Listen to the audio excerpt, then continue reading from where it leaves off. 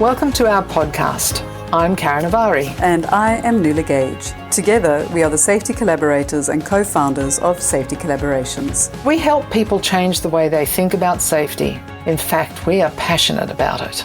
Our free podcasts intend to share nuggets of wisdom that will challenge your perspectives, potentially solve a nagging problem, share actions that you can implement, and give you at least one aha moment. Join us weekly and let's change the way people think about safety together. Now, let's get on with the show.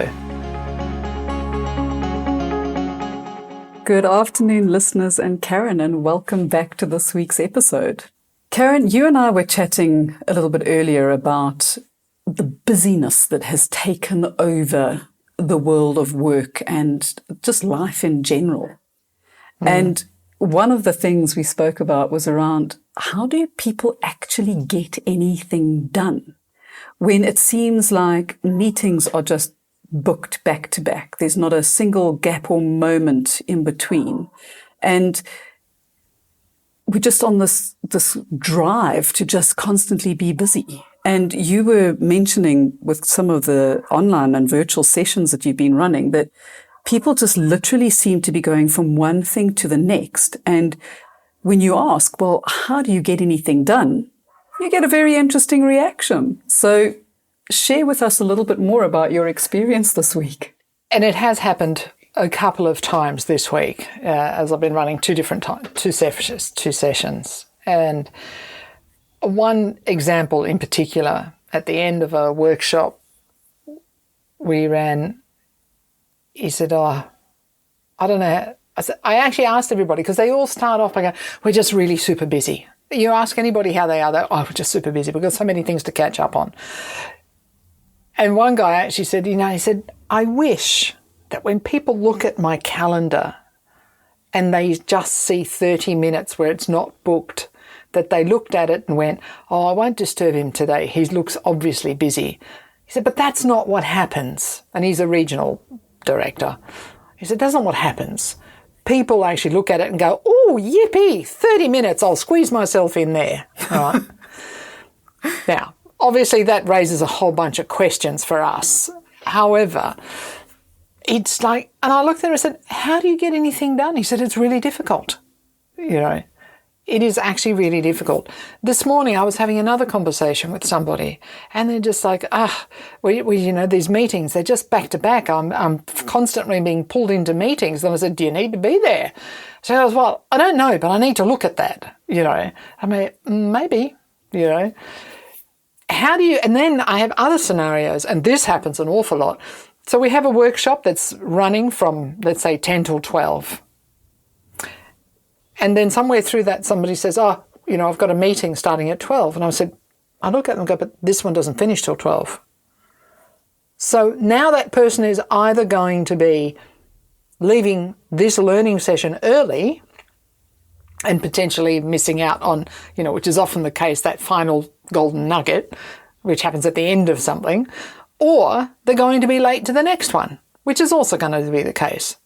And then I have to ask then, and so where do you, in between those two elements, do something human, like go to the bathroom or have a pee, get some refreshment, do whatever it is you need to do in between? And, something you said earlier, thinking about where's your mind? Mm-hmm. Because it's not there. And I can guarantee you that for the last 15 minutes of the engagement, they're already stressing about, okay, what have I prepared for the next one that's coming up? And going into the next one, you haven't reset, you haven't reframed, you haven't re-energized. And the likelihood is that you haven't even given yourself a break to do that very basic human element. So you are now physically also under stress and frustrated going into the next one and causing untold issues, mentally, emotionally, physically, just going, here we go to the next one, and here we go to the next one, and just not stopping to say, okay, I'm going from potentially a learning engagement, But I now need a very different mindset because I'm going into maybe a decision-making meeting, or I'm going into a mentoring session, or you could be going into a performance review with one of your team members. And what justice or injustice are you doing to the current moment that you are in? And what justice or injustice are you doing to the moment that you're going into? Because we're just not present. No. I like those words. And it's interesting because the session this morning, where a lot of this was showing up, was actually called Psychological Safety for Leaders. You know, and their question is, how do we do this across all the company? And we're, well, it's the reason we're here and starting here is because it kind of starts with you. So what are you modelling? What are you not modelling?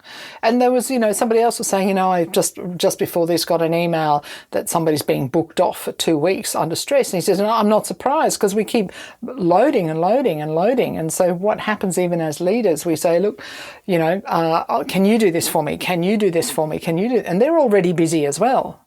Mm-hmm. And it's just to help you get through your day. And then when do you do the hard work? Oh, we do that after hours because, you know, our family is actually not that important. Yeah. You know. Yeah. And it does. It becomes this absolute, we often talk about the hamster wheel, you know, and you're going around and around and it's getting faster and faster and faster. And you either flung off the hamster wheel or even worse, you bounced in the hamster wheel like a tennis ball and then end up broken and bruised and booked off. And, you know, I think we've both done that in previous experiences and previous working careers that we've had, where we've gone, our emotional bank account is in such overdraft that you hit a brick wall and there is no more to give. And a few years ago, I did exactly that. And I was booked off for over a week because I physically and mentally and emotionally had no more to give. And I promised that I would never put myself in that situation again. No. You know. And it's not that you don't come with a bucket load of energy to start with. So to what degree did that have to get to where there's no energy left? You know? Well, we don't call you the Energizer Bunny for nothing, you know. So, you know, so me, I mean, I personally know I need a break right now. Don't know when I'm going to take that. But because we're not inside a big corporate, you know, and we're running our own thing here, it is a bit easier to say, okay, that's it, guys. I'm done for the day. I'm switching off. You know, it's okay. We can do that, you know. But how do you do that inside an organisation? You know, and the other thing is the impact. What is the impact of this? So there's the physical impact, the emotional impact, the mental, cognitive impact, not just on yourself, you know, but on everything else around you. That to-do list that always feels like it's just getting bigger instead of smaller. People, how can you actually help people in a conscious and I don't want to say effective when we're saying healthy people, but you know what I mean, in a really helpful way for them? How do you grow others when you're under stress yourself? Particularly, we're talking very much today about leadership and being a good leader and being a leader that is not a servant, but can have a servant style and help others as well to achieve that outcome that needs to be achieved. And it's the conversations that we have and the conversations that we're not having. And, you know, recently one of Seth's blogs was around, but first, we need to talk about it. And one of the sections out of that, and it's a little mini blog, I'm sure we'll share a link to it in the show notes, is around we don't talk about all the time we waste in meetings. You know, we do talk about things like quarterly profits, sports rankings, celebrities, you know, the day's politics, those kind of things. So we put energy and we put time and we put focus on those systems. But what are the systems that are no longer serving us? You know, and is busyness one of those systems that is no longer serving us? And are we having the conversation to say, how do we change this? How do we actually say that it is expected that if you book a meeting, that you will then book a 15-minute timeout. Time out for refreshing, time out for recharging, time out for being prepared for the next moment. That it is expected that we will start seeing blocks in your calendar for deep work and thinking and innovation and creativity. So for me, that block might be in the afternoon because I'm more of an owl than a lark. For you, that might be a block in the morning because you're a lark, and that's where your creative juices flow. So again, it comes back to that, how are we serving each other, and how are we giving justice to the role, to the organization, to the people we work with, to our clients, by saying that actually being busy all the time is not healthy and it's not okay. What we do want to see is we want to see you recharging and energizing, because that brings efficiency. It brings so much more productivity. And it elevates the organization as well as the people in the organization to a level where we'll be able to get into that presence, into that mindfulness, and into that flow where we're no longer being busy, but we're actually creating a difference. I think there's something in here around understanding individuals and people as well. So understanding each other on the team also, because not everybody has the same levels of energy as the next person, or capacity, or abilities. So it is also looking at the team as a whole. If I'm managing a team, and say, okay, I know that this person needs to have that quiet time so that they can reflect and re-energize. Another type of person, well, in fact, I can send them to another meeting because they get energized through that. It's also looking about, are we using people the right way, not poorly put. Are we allowing people to flourish, I think is the right word, in the best way for them, which then, as you just said, helps contribute to the flourishing of the organisation. Yeah. And it's not a competition to see who can be the busiest. Oh my goodness me, that is such an 80s thing, I mean, once, when I, back then, it was like, if you weren't in there, if you were left the office before the CEO or whoever was your leader, you weren't doing enough. Now, we know, and this stuff is now, there's a lot of research around all of this, that it isn't healthy for us, But in the last couple of years, I do feel it has become an endemic issue. I mean, I do remember the days where you get home at night and you go, oh my God, my day was just full of meetings. And that's when we had time to walk from one place to another, or drive from one place to another, or catch a train, or whatever it is. And then we thought now you don't even have to leave your seat. No. Right? And so I think there's some things here that we as individuals or leaders need to do to protect time. How do you protect it? How do you build it into the systems? A lot of the other challenge here, I think, too, might be around, well, we now have these collaborative tools that allow people within teams and within organisations to share information, to see each other, to see each other's calendars, to just quickly dial up and talk or do whatever. But what's not there that goes along with that, I think, are things like team agreements. Are the systems set up properly in the first place? I think we're inherently bad at saying, oh, let's get this new fandangled tool. We use it to a certain level that we think suits us, but we haven't really maximised its potential. So it becomes more of a hindrance than an aid in many ways. And I think we see this with this calendar sharing thing. If we allow people to book within 15 minutes, then whose fault's that? Exactly. What do we need to put in place? What do you need to put in place so that people cannot book you in that? Give yourself space. We use a tool, I use it a lot actually, Calendly. So when people want to book me, I have set it up so that they can't give me more than 4 meetings in a day anyway, depending on the length of them. I always make sure there's 15-minute buffers on either side. So it always gives me nearly half an hour, in fact, if they were back-to-back, right? My version of back-to-back, because to me that would be a back-to-back meeting with a half-hour break in between. So those are the things that I think people need to start looking at as well.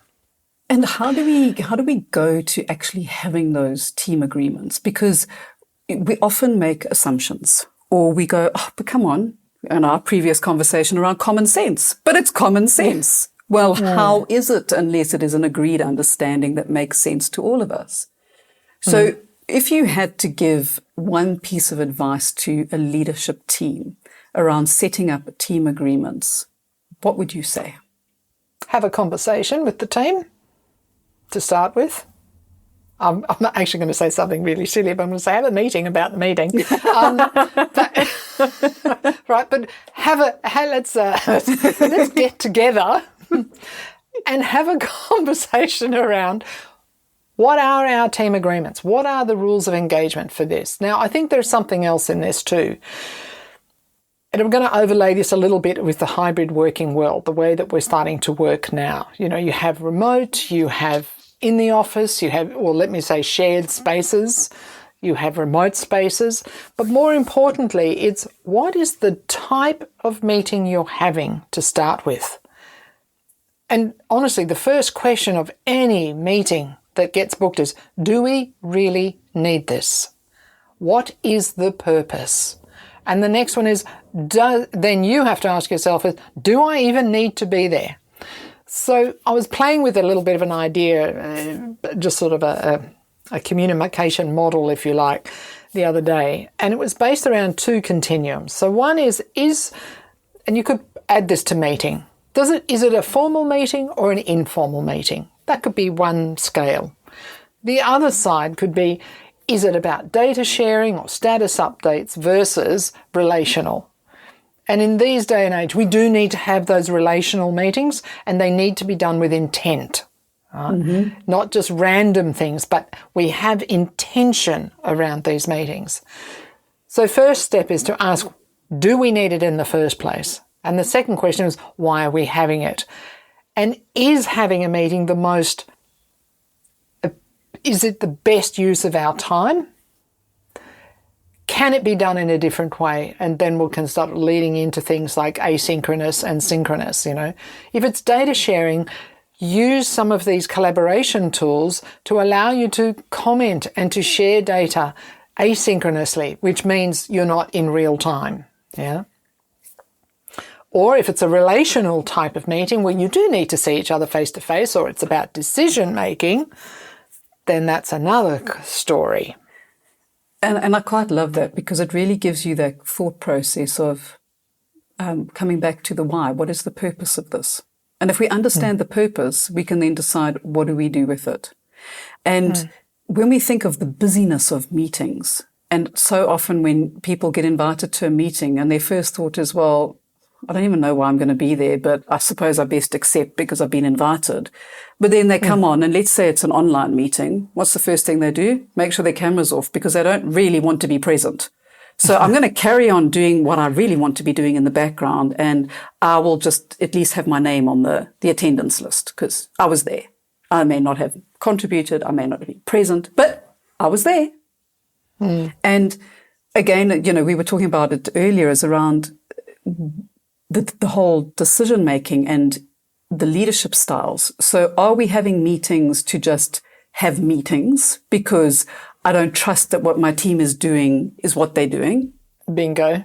Yep. Are we having meetings so that I can actually, be supportive, be the conductor of what's going on, and do those kind of check-ins and, okay, well, now off you go and do whatever you need to do? Or are we actually, kind of going, okay, we now have a very defined need. This is the outcome that we expect. So let's have a 20-minute meeting, rather than an hour or half an hour, 45 minutes. Because if we book an hour, trust me, I can talk. So I will make sure that I fill that hour with the people that have invited me. But if we book 20 minutes, will it possibly be more efficient getting to the point, kind of like, okay, this is what we need, now we can move out. And how we chair those conversations, both in person and virtually. Completely. I think in that respect, it's it is where the virtual meeting is different is that if you don't show up, and I mean turn on a camera or contribute, then it really is a waste of everybody's time. And it actually puts pressure on the people that are trying to conduct the meeting. And I don't think people realise that. It's actually quite, if you're the facilitator or the chair of the meeting and you've got half the room not looking at you or not contributing, it actually puts a lot of stress and it actually will elongate the session. Yep. Because then you've got people going, hello, are you there? And if they're not physically saying it, they're actually thinking it, you know. Or they're thinking, why did we even bother inviting you? Because you have no voice. And then that's another quick conversation. Indeed. You know, so, and it's always interesting to me because you wouldn't walk into a room with a paper bag over your head. So why do you do it virtually is beyond my comprehension, to be honest. But, you know, I like to see people on the screen. To me, I'm still talking to you, the person. I'm not talking to my computer. I'm talking to you. Exactly. And so there's some mindset shift there. Something else that comes up, and so there's team agreements, there's rules of engagement. Now, rules of engagement can be different for every type of meeting. So it's really first and foremost, think about what is this meeting about? Do we have to have it first? Second question is, why do we have to have it? Right? So I'm going to put them both together. Then it's, what's its purpose? What do you want to, you know, maybe look at it from back to front sort of thing. What is the outcome I want from this meeting? And then work backwards from there. There's some tools. There's a great site for everybody out there, and we'll put this stuff into the resources. There's a site called management3.0.com. And they are an agile management organisation, so they really look for efficiencies and around leadership, and it is about management and leadership for the newer world, if you like. And one of the tools that they have is something called the delegation poker. Now, they do actually have some cards, which I do have, but you can run it in the virtual realm as well. So maybe one way of setting up team agreements or an agreement is around the decision-making process. And this came up because of a conversation, again, I had earlier today, because somebody said, you know, I think I need to say to my team, they do not need to add me to every meeting. If I don't need to make the final decision in that meeting, why do I have to be there? Well, I said, that's a conversation you need to have. So I'm actually going to share this with that person because I think it will help her a lot. And she will definitely be one of these, she will love this, right? So that delegation poker is you basically set yourself up a spreadsheet and you think about, you know, down one side you'll put down what are the key areas that we need, that we regularly make decisions on or we don't regularly make decisions on. And then across 7 styles of delegation, if you like, you can then put a cross in there. And if you all do that together, then, you know, it's a visual thing that says, all right, do we need the most senior person for this meeting? Maybe not. Do I need to be in here because I can't make any difference to these decisions? Or is it a creative meeting? Fine. Then, you know, but really think about those purposes.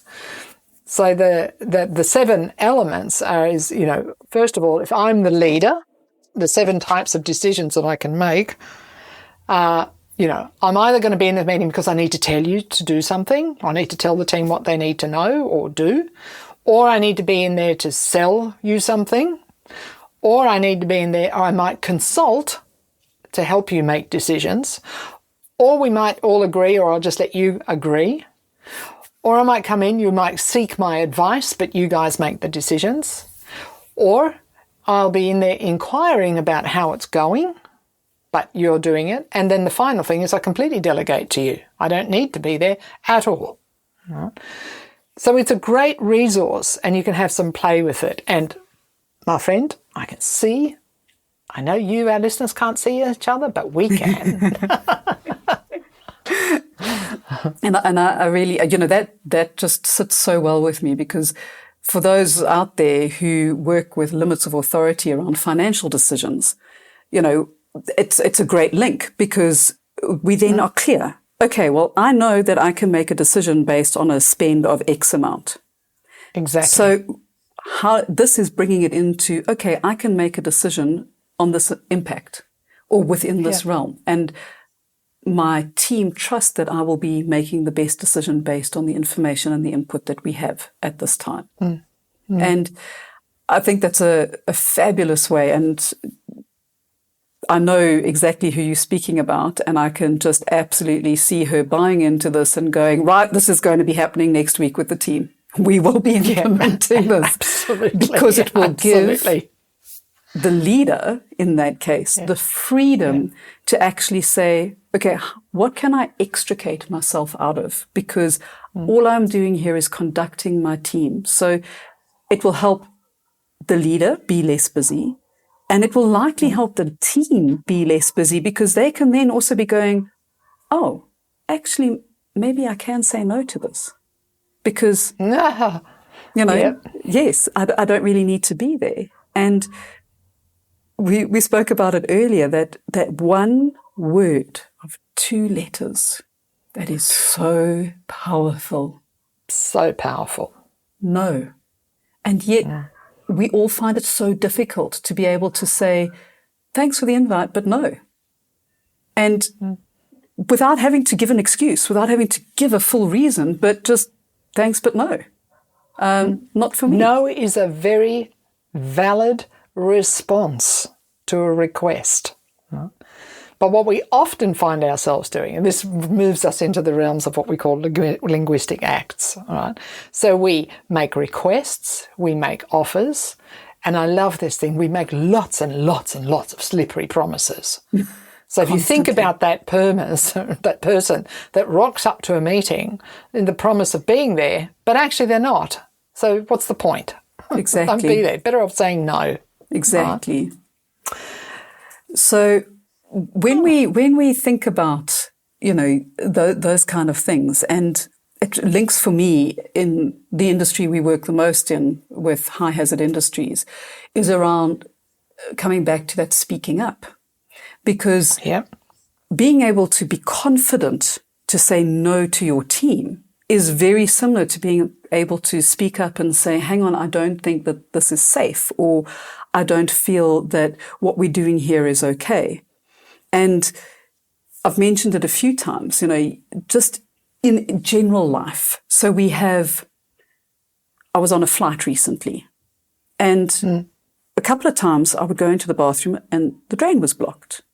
And I was the only person who ever let the air stewards know that there was an issue. Yet probably 5 or 10 people had been there in front of me. But there's this discomfort of, I don't know whether it's I'm going to put someone out, or I'm going to upset someone, or it's just so awkward.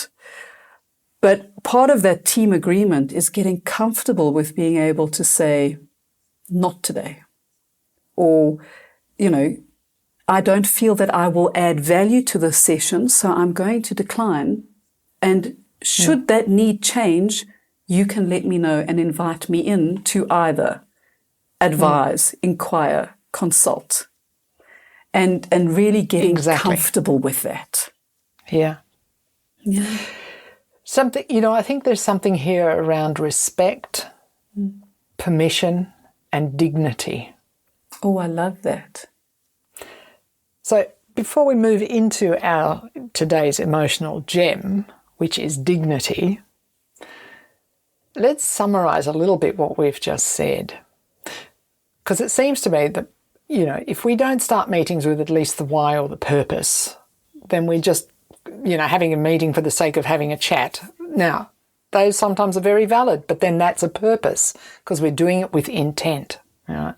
So I think some of the things that we said here is, see how you can build in planned deep work time or time out, or build in that buffer on either sides that cannot be booked. It might be 5 minutes.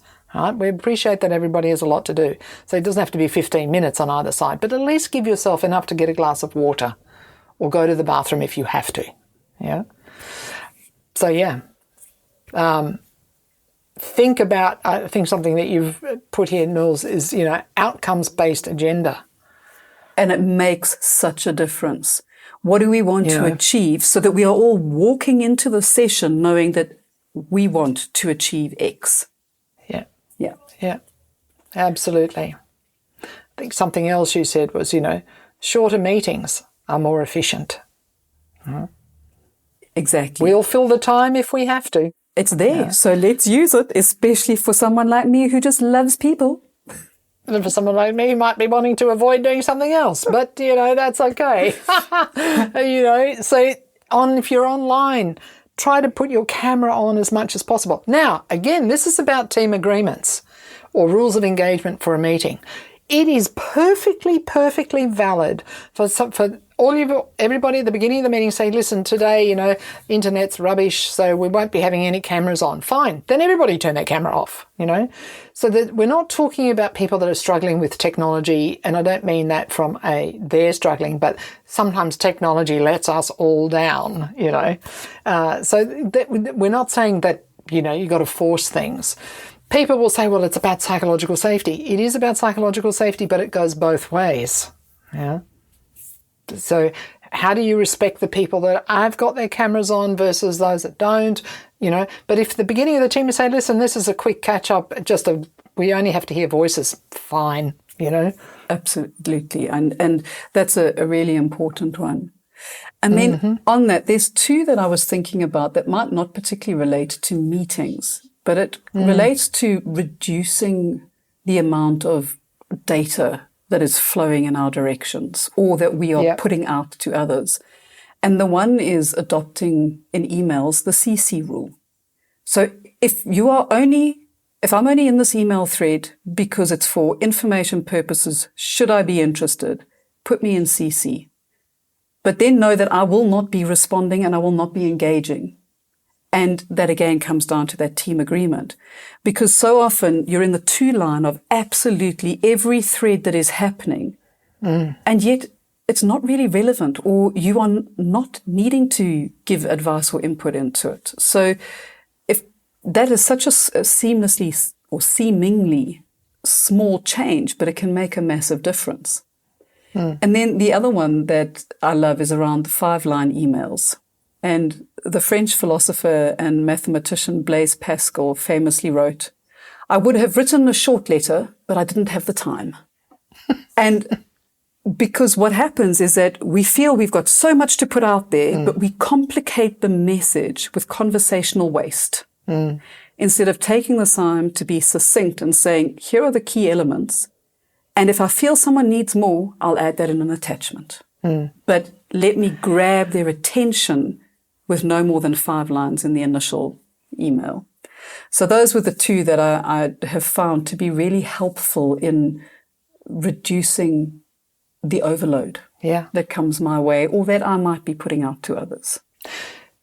One more thing that I'm sort of going to throw in here, and we're not going to talk about it too much, but something for people to consider, is the communication style of others. So part of that team agreement is understanding. I mean, you mentioned a little bit earlier about, whether your energy levels are better in the afternoon versus the morning. That's a bit more around self-management, I think. But as a team, if you're a close team, you can figure that out and say, well, I'm not going to disturb Kat in the morning because I know she's not a morning person, but I can talk to Flossie over there because she's up even before me,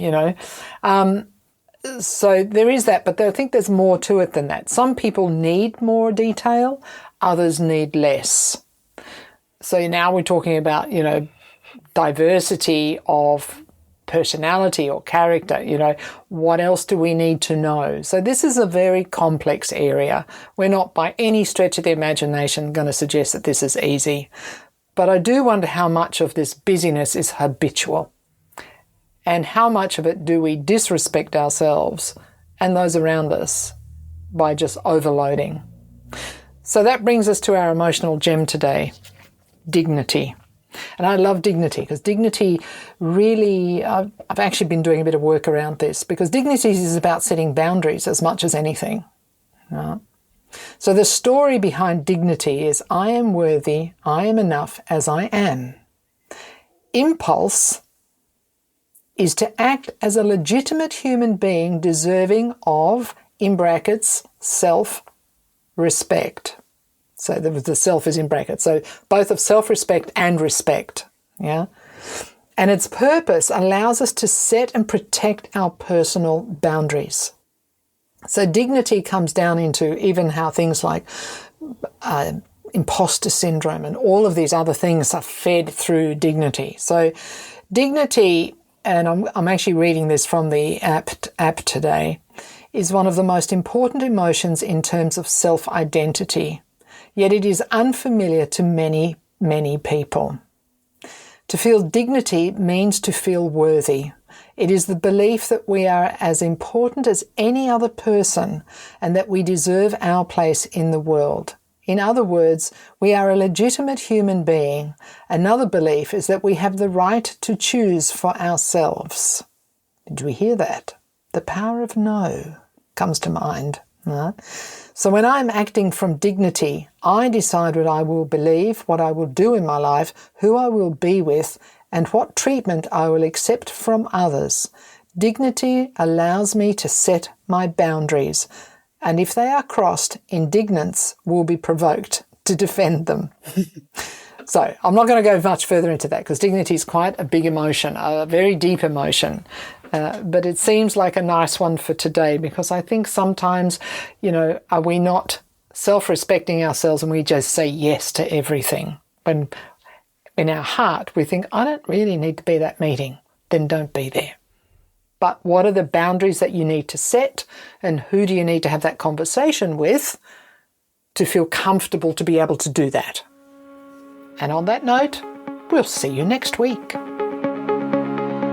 That's a wrap for today. Thank you for joining us today. It's always lovely to have these conversations that matter. We'll be delighted if you share this podcast and hit the subscribe button on your preferred podcast platforms such as Apple or Spotify, etc.